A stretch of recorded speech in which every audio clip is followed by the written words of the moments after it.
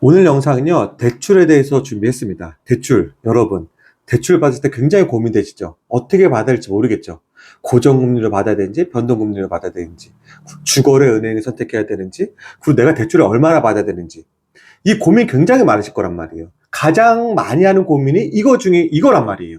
제가 그래서 오늘은 대출, 요렇게만 따라 하셔도 충분히 좋게 대출을 받을 수 있고요. 그리고 여러분의 고민을 한 방에 해결해 드릴게요. 그러니까 이 영상을 끝까지 보시고 이 방법대로 내가 어떻게 대출을 해야 될지에 대한 부분을 설계해 보세요.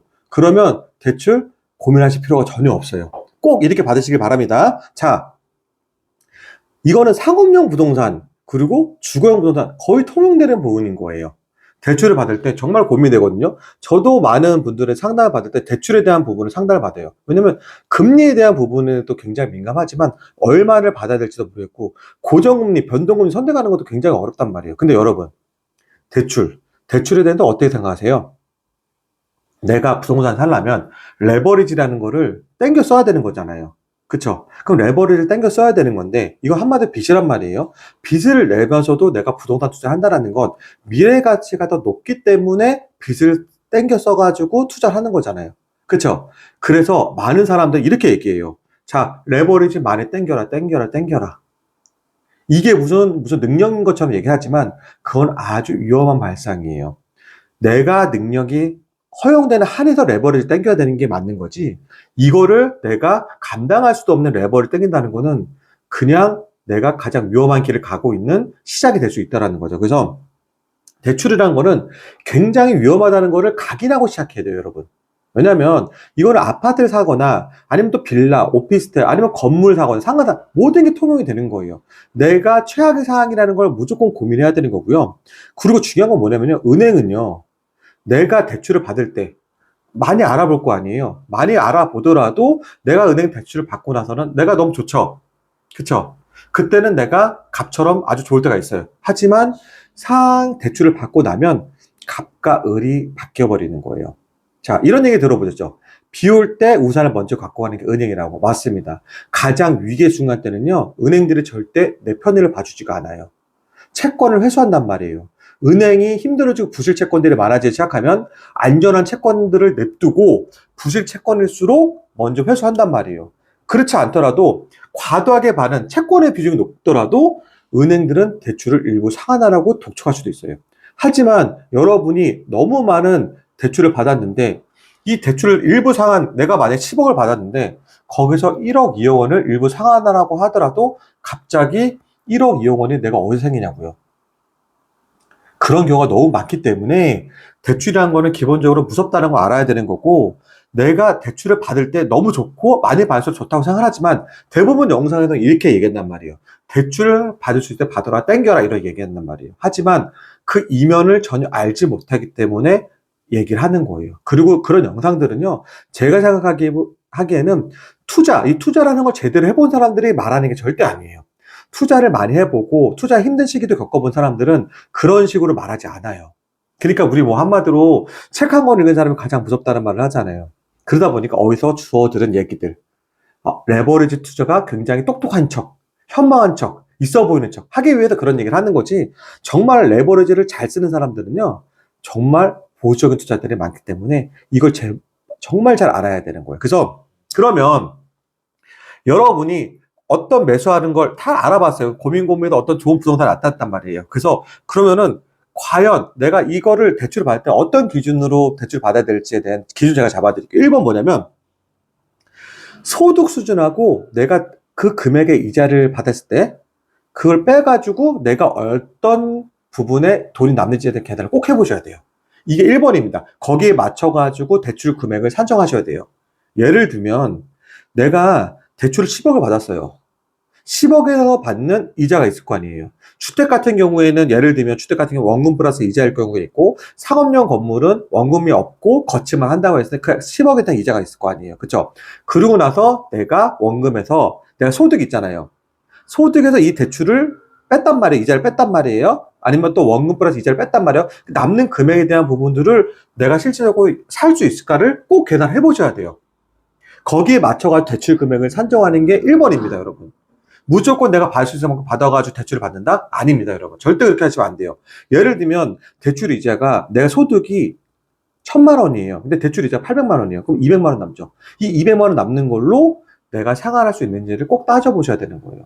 근데 내가 지금 현재 소득 1,000만 원에서 씀씀이나 고정비로 나가는 게 6, 700만 원 돼요. 그럼 이런 대출을 받아도 될까요? 안 된다는 거예요. 절대 그렇게 대출 받으면 안 돼요. 왜냐하면 이런 거를 얘기해 주시는 분들은 실제로 생활하시는 분들이 아니잖아요. 그냥 대출을 많이 받는 게 능력처럼 얘기한단 말이에요. 근데 내가 감당해야 되는 거는 내가 감당하는 거잖아요. 절대 그러면 안 되시고 꼭 내가 소득 마이너스 이 대출로 인한 이 나가는 지출 비용을 나머지 했던 금액이 내 삶에 어떤 영향을 미치는지에 따라 가지고 대출 금액을 산정하는 게 1번입니다. 자, 두 번째. 그럼 두 번째 어떻게? 그럼 금액을 산정을 했어요. 그러면 여러분들 고민일 거예요. 변동금리를 선택해야 될지 고정금리를 선택해야 될지. 저는 8, 90은 이렇게 얘기해요. 고정금리를 선택하라고. 왜냐면은요, 여러분이 지금 이거를 산정했을 때, 제 1번을 산정했을 때, 자, 소득 마이너스 이자를 계산했을 거예요. 그때, 이 정도는 괜찮으니까 내가 대출을 받아도 이만큼 금액을 받겠구나라는 생각을 했을 거 아니에요. 그럼 그 금액을 계산할 때 그 금리가 있을 거 아니에요. 그쵸? 그 금리를 맞춰가지고 고정을 선택하라는 거예요. 왜냐면, 여러분 이 계획성 있게 지금 대출을 받는데, 변동일 때는 어때요? 변동일 때는 이 금리가 무조건 떨어진다는 보장이 있어요?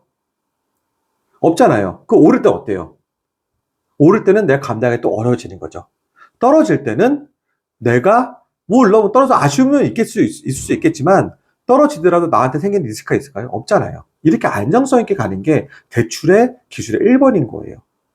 근데 은행에서는 대부분 막 등락이 막 심하고 안정적이지 못할 때는 변동을 많이 권하거든요. 왜냐면 금리가 더 싸다라는 걸 얘기를 해가지고 변동을 권하는데 아니에요, 여러분.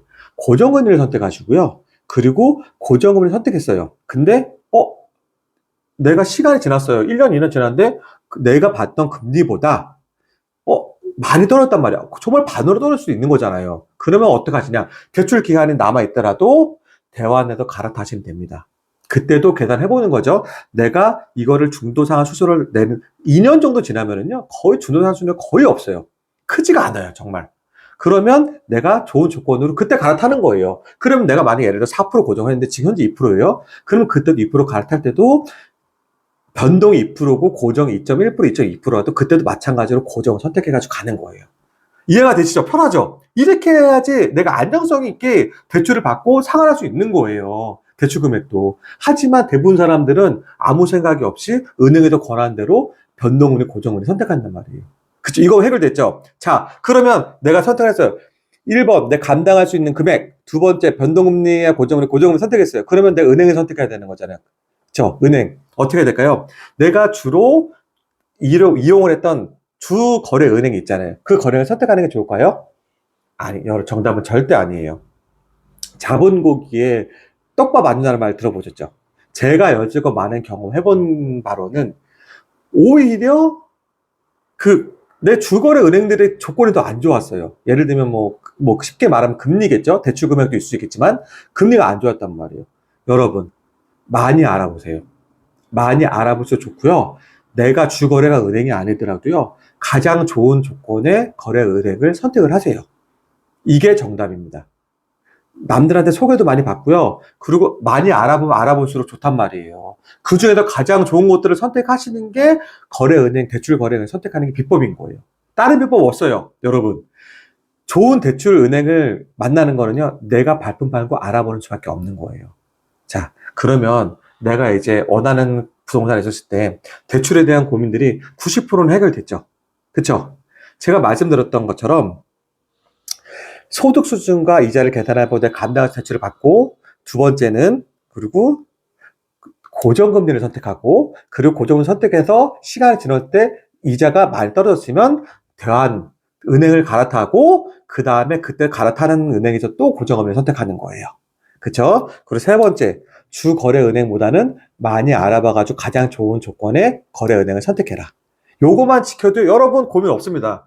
아파트를 사시든 상업용 부동산, 건물 사시든 이 대출, 이 방법대로 하시면 전혀 고민되지 않아요. 제가 이거를요, 제가 상담하는 컨설턴트 그 입장에서 의뢰인들 오시면 제가 이 방법으로 다 대출 소개도 시켜주고 대출 알아봐드려요. 그리고 제가 어떤 말씀을 드리냐면 그 의뢰인분께서도 알아보라고 얘기해요. 그래서 제가 알아본 거, 의뢰인분 알아본 거를 종합해가지고 가장 좋은 걸 선택하게끔 하거든요. 그래서 여러분도 많이 알아보시고 고민하는 거에 대한 부분은 시간 낭비하지 마세요. 제가 말씀드린 부분으로만 결정을 하고 시간은 많이 알아보는 쪽으로 시간을 허용하시면 아마 좋은 대출을 받을 수 있을 겁니다. 앞으로 이렇게 대출 받으시기 바랍니다.